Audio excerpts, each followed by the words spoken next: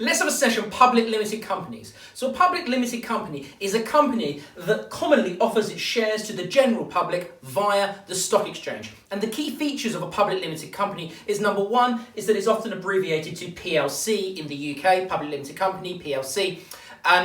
But in other countries, it can be different. So in Wales, for example, it could be CCC, and in Germany, for example, it could be AG. But moving on.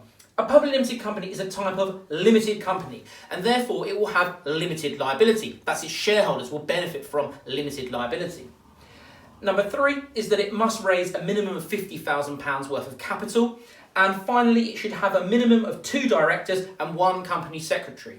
The directors looking to manage the business and the company secretary looking to ensure that the business meets the regulations that it needs to meet. Now, the common story is that you have a private limited company that's looking to become a public limited company. And it will do that through a process known as flotation in the UK. Outside the UK, sometimes it's called going public. For more details on flotation, please click the card up there now for the pros and cons of flotation. But the usual story is private limited company goes through a process of flotation to become a public limited company. And the main reason why it would do that is to get access to the stock exchange. Access to the stock exchange because it can get access to that enormous amount of finance that could be invested to help this business expand. Now, that finance is likely to come from pension funds, investment banks, or high net worth individuals. But when you're thinking about should the business become a public limited company and it's currently a private limited company, you need to be thinking about that business ownership structure trick that is plums. But here, we're thinking about the M and the S in plums because limited and unlimited liability, it doesn't matter because you're going to retain your limited liability because you're a private limited company before, so it doesn't matter.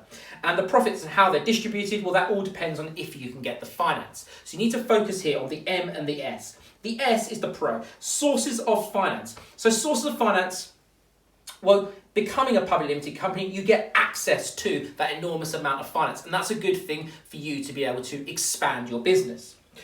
But management M, well, when you become a public limited company, you can't control who your shareholders are. And remember, in your private limited company, you can control who your shareholders are.